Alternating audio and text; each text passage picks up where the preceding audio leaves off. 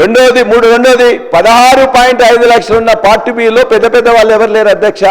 చిన్న చిన్న వివాదాలు ఉండే, కోర్టు కేసులు ఉండే, ఇన్ఫర్మేషన్ లేకుండే, వాటిలో కూడా ఇవాళ 14 లక్షల మందికి వాళ్ళకి హక్కులు వాళ్ళ దాని మీద కల్పించబడ్డాయని చెప్పి కూడా మీ ద్వారా ఈ సభకు తెలియజేస్తున్నా. 1,42 లక్షల ఎకరాలు ఉంటే ఇలా 1,56 లక్షల ఎకరాలకు ఇలా పాస్బుక్లు ధరణి ద్వారానే ఇవాళ కూడా ఇస్తున్నారని చెప్పి కూడా మీ ద్వారా తెలియజేస్తున్నా అధ్యక్ష. వారు చెప్పిన మ్యూటేషన్లో వారు చెప్పింది ఏంటి, ఇంతకుముందు మ్యూటేషన్ అనేది రిజిస్ట్రేషన్తో పాటు జరిగేది, ఇంతకుముందు ఇబ్బంది అయ్యేది. వారు ఇప్పుడు ఏం పెట్టారు అందులో, ఇవాళ ఆ ఎంఆర్ఓ సంతృప్తి చెందితేనే ఆ మ్యూటేషన్ జరుగుతుందని చెప్పేసి అది చెప్పిండ్రు. అది సరైనది కాదని చెప్పి మా అభిప్రాయంగా చెప్తున్నాం. ఇంకోటి ఇప్పుడే చెప్పిండ్రు మంత్రి గారు, ఫైనాన్స్ మినిస్టర్ గారు, అనుభవదారు కాలంలో అనేక మందిని పెట్టి అది చేసిండ్రు, అది అనుభవదారు కాలం కరెక్ట్ కాదని చెప్పి కూడా చెప్పిండ్రు. మరి మళ్ళా ఎందుకు అనుభవదారు కాలం చేస్తున్నారు అధ్యక్ష? ఈ భూభారతిలో అనుభవదారు కాలం మళ్ళా తీసుకొచ్చిండ్రు. ఇవాళ అనుభవదారు కాలం తీసుకొచ్చి మళ్ళీ ఒక దుకాణం తెరుస్తున్నారు అధ్యక్ష. అదేవిధంగా అధ్యక్ష పల్లా రాజేశ్వరరెడ్డి గారు సభను తప్పుపట్టారు. అనుభవదారు కాలం ద్వారా వచ్చిన హక్కులన్నింటినీ కాలరాసి ధరణిని తీసుకొచ్చారు, అది కరెక్ట్ కాదని చెప్పాను. నేను ఎందుకు చెప్తున్నాను కూడా ఉంటున్నాను అధ్యక్ష, అనుభవదారు కాలం ఎందుకు ఉండాలనేది కూడా చెప్తున్నాను అధ్యక్ష.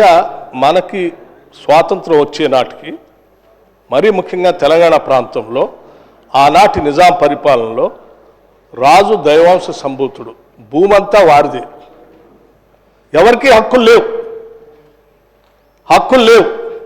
మొట్టమొదటిసారి హక్కులు లేవు కాబట్టి అడ్డగోలుగా మీరు కట్టేటువంటి భూమిపై కట్టే పన్ను పండించే పంట కంటే కూడా ఎక్కువ వేసి రైతులు ఇబ్బంది పెడతా ఉంటే ఆ వెట్టి చాకిరిలోంచి వచ్చిన ఉద్యమమే మనం అనుకునేటువంటి సాయుధ రైతాంగ పోరాటం. భూమి కోసం, భుక్తి కోసం, విముక్తి కోసం భూ పోరాటం జరిగింది.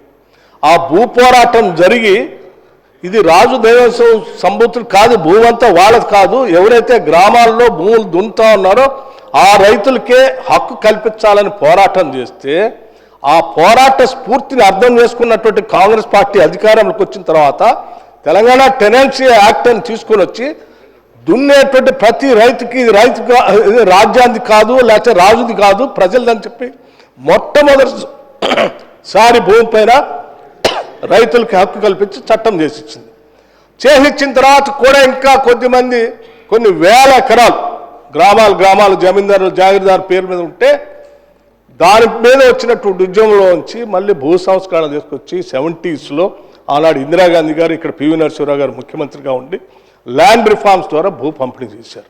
ఇంకా కొద్దిగా మిగిలిపోయి ఇక్కడ ఉన్నటువంటి ఒక ఫ్యూడల్ వ్యవస్థ భూములు చేతిలో పెట్టుకొని అధికారాన్ని పూర్తిగా చేతిలో పెట్టుకుంటే నక్సల్బరీ ఉద్యమం వచ్చింది.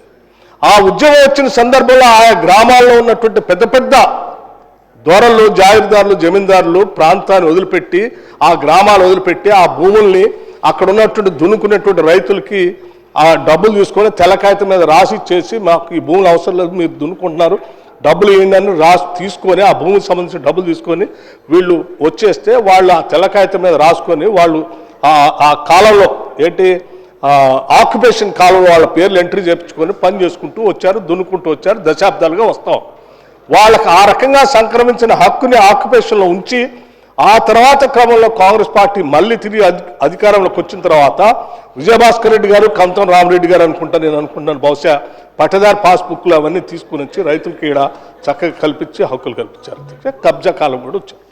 ఇవాళ మీరు వాళ్ళందరూ ఆ జాగీర్దారు, జమీందారులు వదిలేసిపోయినటువంటి భూముల్లో దున్నుకుంటూ డబ్బులు ఇచ్చి పొందినటువంటి హక్కుని ఆక్యుపేషన్ కాలంలోకి వస్తే కొన్ని లక్షల మంది ఉన్నారు. ఆ ఆక్యుపేషన్ కాలం ఎత్తేసారు మీరు, వాళ్ళకి భూమి మీద హక్కును ఎత్తేసారు. అరే ఏ ఉద్యమాల ద్వారా అయితే గ్రామాలు వదిలిపెట్టి భూములు అమ్ముకొని పోయినటువంటి వాళ్ళందరికీ మళ్ళీ తిరిగి మీరు హక్కు కల్పించారు ధరణి ద్వారా. అంటే అసలు వాళ్ళని ఏమో అన్యాయం చేసి గాలికి వదిలేశారు. ఇది కరెక్ట్ కాదు అధ్యక్ష. మళ్ళీ పల్లా రాజేశ్వరరెడ్డి గారు మాట్లాడి ఆక్యుపేషన్ కాలం ఉండాలని బట్టి విక్రమార్క గారు చెప్తున్నారు. నేను ఆక్యుపేషన్ కాలం ఉండాలని చెప్పా, తీసేయాలని అన్నాడని ఆయన చెప్తున్నాడు. నేను తీసేయాలని చెప్పలే. మీకు కావాలంటే పాత రికార్డ్స్లో కూడా తీయండి. నేను అపోజిషన్ లీడర్గా ఉండి అక్కడ నుంచి అనేక సందర్భాల్లో మాట్లాడే ఆక్యుపేషన్ కాలం ఉండాల్సిందే, ఉంటేనే న్యాయం జరుగుతుంది. అన్యాయమే సార్, తరతరాలుగా మీరు చేసిన అన్యాయాన్ని సరిదిద్దడానికే ఈ రోజు మేము చట్టాలు తీసుకొస్తున్నాం.